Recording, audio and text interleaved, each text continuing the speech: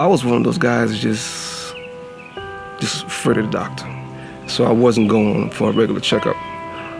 But I had a high blood pressure condition that I wasn't aware of. Just blindsided me. I go to work in the evening. So prior to work, I usually go about an hour at the gym before I go to work. Went in a little bit earlier, did cardio, worked out, and then at the end of my workout, went to play some basketball. And all of a sudden, I just felt dizzy.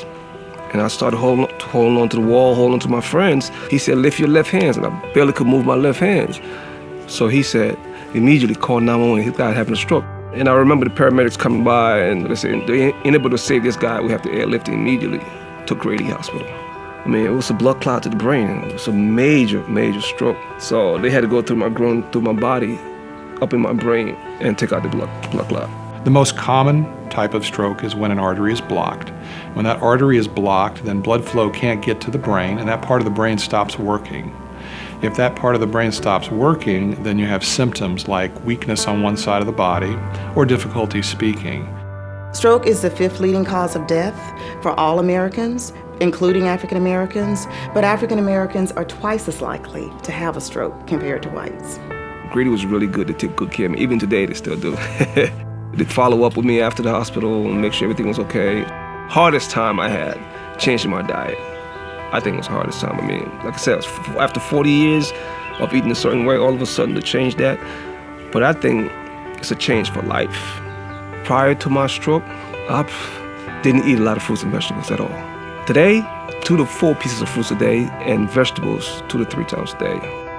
My kids, they were happy when I came home, and when they see me exercising and trying to eat right, you know, they encouraged me, and I try to get them encouraged also so we can do this together. We want people to know that stroke is preventable and treatable, and there is hope. There are things you can do. You can work with your doctor to reduce your risk, and regularly checking your blood pressure is important. I keep a log of my blood pressure, and it's been controlled. This whole year it hasn't gone over 120. I want to be a spokesperson for this, to be honest with you. Well, I want to say, first thing is, please, please, please go to the doctor. Get yourself checked first. It's very important. Get yourself checked, see where you are. And if you have to go on medication, do it. All my friends, I mean, I tell them every single day, listen, man, you got to change your diet 100%. Start with your diet first.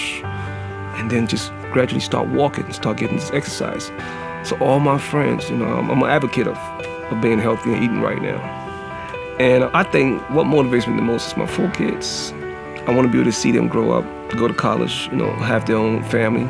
And I mean, passing down this eating right and healthy lifestyle, and they're passing that on to their kids. So I think that's my biggest motivation, just watching my kids grow up and showing a good example.